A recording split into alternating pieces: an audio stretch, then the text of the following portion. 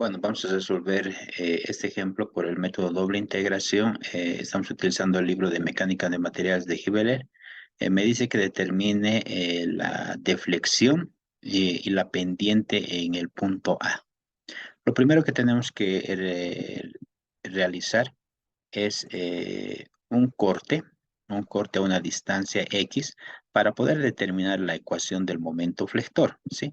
Entonces, a una distancia X voy a realizar el corte y voy a tener lo siguiente. Si hago sumatoria de momentos igual a cero en este punto, entonces voy a tener el momento menos 30 va a ser igual a cero y el momento va a ser igual a 30, ¿no? A 30. Entonces es constante. Una vez teniendo ya la ecuación de momento flector, vamos a utilizar el método o doble integración. El método doble integración está basado en la ecuación diferencial, que nada más representa el módulo de elasticidad por el momento de inercia va a ser igual a la derivada segunda de y con respecto de x al cuadrado, y esto va a ser igual al momento flector. Resolviendo esta ecuación diferencial de segundo orden, nosotros vamos a poder determinar la elástica de la viga, ¿sí? Entonces, lo primero que tenemos que hacer es integrar. Para hacer desaparecer esta diferencial, vamos a ir integrando y si integramos una primera vez, vamos a poder determinar la ecuación de la deformación angular. Si integro una primera vez, digo EI por la derivada de Y con respecto de X. Esta derivada de Y con respecto de X también es equivalente a θ, ¿no? Que es igual a 30 por X más una constante 1. Ecuación 1. Esta primera ecuación es la ecuación de la deformación angular. Si integro una segunda vez, voy a tener EI por Y, va a ser igual a 30x al cuadrado sobre 2 más una constante 1 por X más una constante 2. La primera es la ecuación de la deformación angular o pendiente y la segunda es la ecuación de deflexión. Como podemos observar, tenemos dos constantes de integración. Estas constantes de integración vamos a poder determinarlas mediante las condiciones de apoyo. Sabemos que en un empotramiento yo voy a tener que la deformación angular va a ser igual a cero y la deflexión va a ser igual a cero en este punto, ¿sí? Entonces aplico esa consideración y digo lo siguiente. Voy a analizar las condiciones de apoyo. Las condiciones de apoyo se dan cuando X valga 3. Voy a decir cuando X valga 3, la deformación angular va a ser igual a 0. ¿Sí? Y voy a reemplazar en la primera ecuación, que es la ecuación de deformación angular.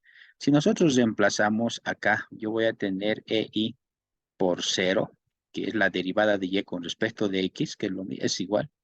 Va a ser igual a 30 por 3 más una constante 1. Y de acá voy a sacar que la constante 1 va a ser igual a 90, ¿sí? 90.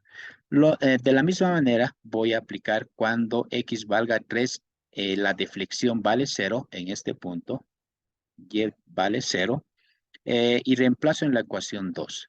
Reemplazando en esta ecuación 2, digo EI por 0, 30 por 3 al cuadrado sobre 2, menos 90, la constante 1 vale 90x, x vale 3 más una constante 2. Y de acá saco la constante 2, que vale 135.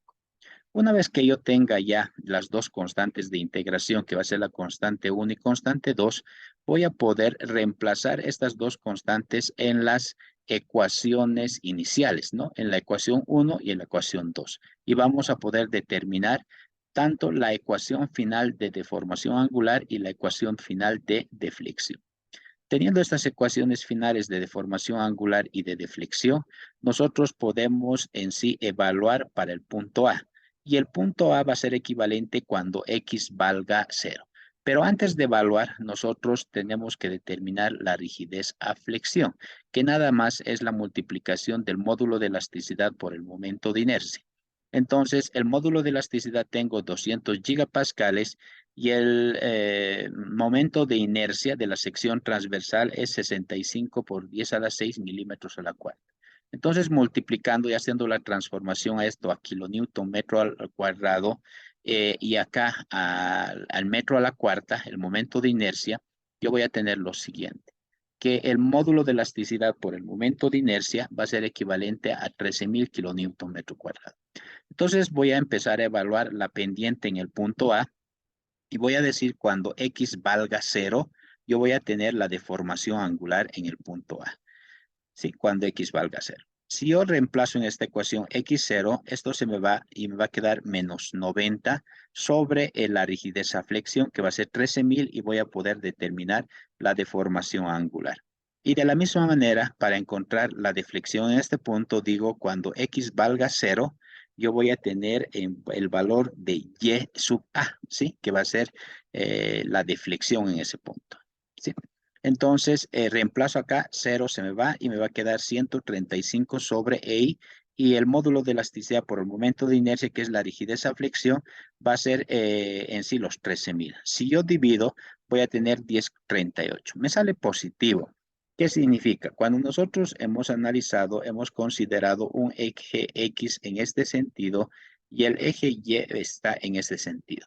Entonces, al tener el valor positivo, este punto que estaba en su etapa antes de aplicada la carga acá, después de aplicada la carga se me va a desplazar verticalmente los 10,38 milímetros y mi deformada en sí va a ser la siguiente. ¿Sí? 10,38. Entonces, esta curva o esta recta negra es antes de aplicar la carga. Aplicar la carga es el eje de la viga en sí, es este eje que estaríamos viendo. Antes de aplicar la carga se encontraba exactamente horizontal y después de aplicada la carga, la viga se me va a deformar y va a tener esa forma, ¿no? Y entonces esta línea roja es después de aplicado la carga.